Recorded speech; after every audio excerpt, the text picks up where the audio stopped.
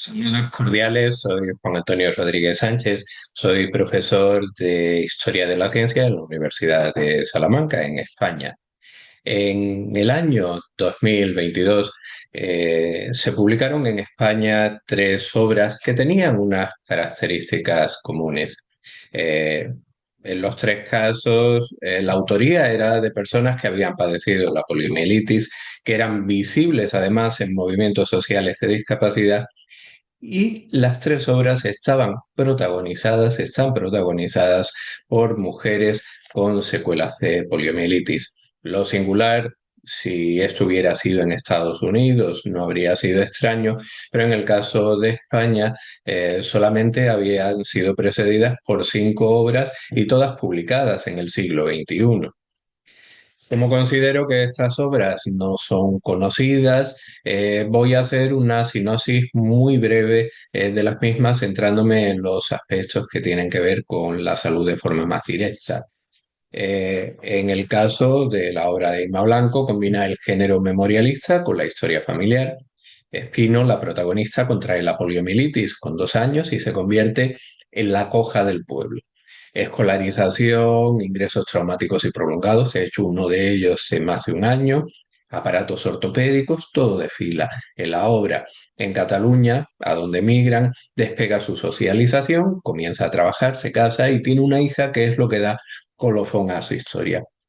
Las memorias de Violeta Ruiz refieren la grave infección poliomielítica sufrida a los 9 meses, con necesidad de uso del pulmón de acero y un prolongado internamiento hospitalario hasta los 5 años. Los aparatos ortopédicos y una nueva operación a los 16 años para fijar la articulación de un pie suponen un final transitorio a una medicalización que recomienza con la aparición de un síndrome postpolio temprano. La tercera obra es una novela, El verano de Elisa, en la que José Vicente García va a retomar los personajes de Sueños de Escayola, su primera novela, y lo sitúa en el año 2011. Elisa es una mujer con secuelas paralíticas de polio, víctimas de violencia de género, que decide viajar a Valencia, donde estuvo internada en su infancia. Allí reencuentra al niño que se enamoró de ella en el hospital y juntos rememoran el pasado de los ingresados y sus propias vidas. Esto me recuerda estas frases de Boris Cyrulnik que nos dicen que precisamente cuando relatamos, organizamos nuestros recuerdos y eso va a influir de forma decisiva en el mundo mental del que nos escucha.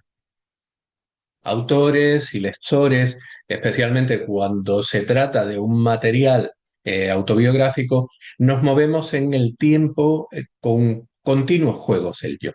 El presente de estas obras, ese año 2022, es significativo porque es el año en el que se promulga la Ley de Memoria Democrática, eh, en la cual querían estar presentes las personas que habían padecido polio al considerar que eran víctimas del franquismo por las negligencias en la vacunación. Las expectativas y cómo influyen en el presente está muy claro con la aparición del síndrome postpolio y cómo cambia la idea de futuro que estas personas tenían. Del mismo modo, este presente va a influir en la forma en que se recuerda y la forma en la que se reorganiza la memoria y así como se crean una serie de narrativas que pueden ser cambiantes en la misma obra, especialmente si son memorias y si estas memorias no son de un estándar literario. En estos casos nos vamos a encontrar un ejemplo claro de esa identidad narrativa, de ese yo narrativo de Paul Ricoeur. También podemos encontrar en estas obras las narrativas de las que nos habla Frank cuando habla, y aquí están presentes las narrativas de caos, pero el síndrome postpolio las motiva sin duda, pero fundamentalmente las narrativas de búsqueda, tanto en sus éticas como en sus estilos, y especialmente la forma de manifestos, como veremos en alguna de las obras.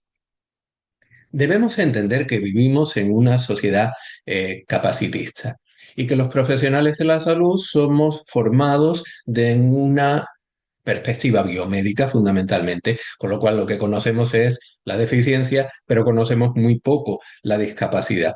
Rebecca Garden nos dice que estas narrativas de discapacidad nos pueden ayudar a conocer el punto de vista de las personas que la tienen, el contexto social y además lo que es vital en la poliomielitis, los determinantes sociales de la discapacidad, que en este caso tienen mucho de históricos. A ese primer punto, ¿no? De conocer la vida de las personas con discapacidad, a lo que hace referencia Tom Shakespeare cuando nos dice que los bioeticistas necesitan conocer estas historias precisamente para que no sean meras fantasías lo que conocen de la discapacidad. Pero, ¿qué aportan estas tres obras que estoy citando a quienes se dedican a las profesiones sanitarias? Pues yo voy a partir de la idea de que las personas que padecieron polio son fundamentalmente sujetos históricos, no solo con una patobiografía, sino con una biografía. Y una biografía que está muy vinculada a una memoria colectiva, a un nosotros que se forjó en los ingresos hospitalarios y en las luchas sociales por la discapacidad. Por tanto, es preciso conocer esto para que la relación médico-paciente pueda desarrollarse de un modo satisfactorio. Voy a exponer una serie de ideas basándome en los textos. No puedo leerlos por cuestión de tiempo, pero van a estar presentes para poder recuperarlos. Quienes narran estas historias, los tres autores, nos refieren una vida medicalizada, largos internamientos hospitalarios, el desarraigo familiar que conlleva, la deslegitimación del cuerpo, ese papel del poder médico, del biopoder, aquí muy presente, esa idea de Foucault, cómo la cirugía y la ortopedia interviene para corregir el cuerpo no normativo e intentar adaptarlo al canon anatómico funcional. Todo esto nos lleva a considerar hasta qué punto en esa época pues se vulneraron los principios éticos. Desde la propia terminología que se utilizaba en medicina y en los trámites administrativos, minusválidos, subnormales. Por otro lado, el intervencionismo, esas operaciones en muchos casos cuestionables y además tan numerosas, sin comunicarlas, sin consentimiento, a veces incluso ni siquiera de los padres. Y por otro lado, el crear una expectativa de normalidad que iba a conllevar, obviamente, a la frustración. Por tanto, vulnerada la autonomía, cuestionada la no maleficencia, convertida la beneficencia en paternalismo, lo único que nos queda es la forma en que se ha minado la justicia al negar la existencia del síndrome postpolio, que aunque estaba descrito por Charcot en el siglo XIX, pero hasta 2010 no entró en la clasificación internacional de enfermedades. Esta aparición del síndrome postpolio hay que comprender lo que produce en las personas que habían vivido la poliomielitis y que tienen secuelas de la misma. Por un lado, les lleva a cuestionar esos valores que se les inculcaron del esfuerzo y de la superación muy presentes en España, con ese nacional catolicismo, y que no condujo ni siquiera a la inclusión y ni tan siquiera a la aceptación social, sino que se han mostrado inútiles e incluso contraproducentes porque podrían haber sido causa del síndrome postpolio. Por otro lado, el liderazgo de los movimientos sociales se lo cuestionan precisamente porque en ellos desapareció el nombre de polio para convertirse en personas con discapacidad motora. Y por otra parte, y no menos importante, es que el síndrome postpolio supone una nueva medicalización y que sea el médico quien legitime el grado de discapacidad, la baja laboral, la jubilación. Bien, todo eso nos lleva precisamente a que la reivindicación presente en las tres obras es sobre todo la justicia. justicia para las personas que padecieron la poliomielitis, reconocimiento de sus derechos. Sin embargo, lo que aquí me centraba es el tema de la interseccionalidad. La interseccionalidad en la cual la discriminación por ser mujer se ve acentuada por ser una mujer con discapacidad.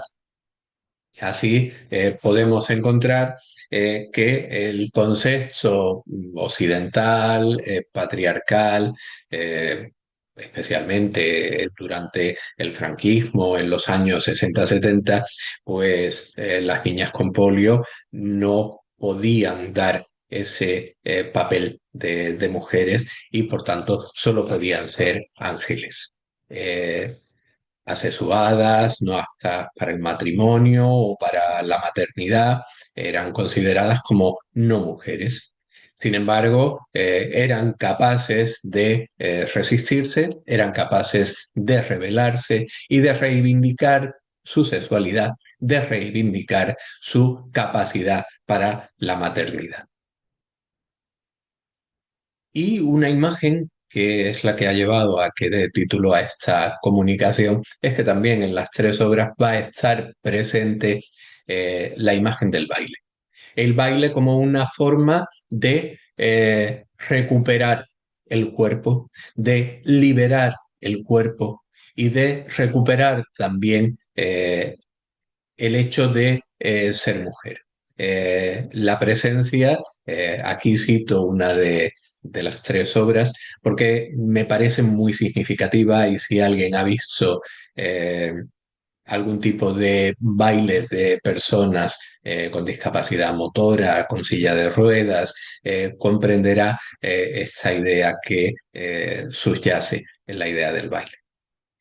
Paso a unas reflexiones finales. Los profesionales de la salud pueden ser educados en la bioética de la discapacidad desde la experiencia de las personas que la experimentan. Las narrativas en primera persona introducen su punto de vista y evidencian los determinantes y contextos sociales de la discapacidad. Incluso, con un análisis más detallado, se pueden poner al descubierto los entresijos de una sociedad capacitista que promueve historias de triunfo sobre la adversidad, de superación, con final feliz. Hacernos conscientes de lo que queremos oír nos permite detectar lo que no deseamos escuchar, nuestros miedos y rechazos, maquillados a veces como lástima, y asumir la igualdad y la dignidad humana como bases para una práctica profesional ética. Muchísimas gracias.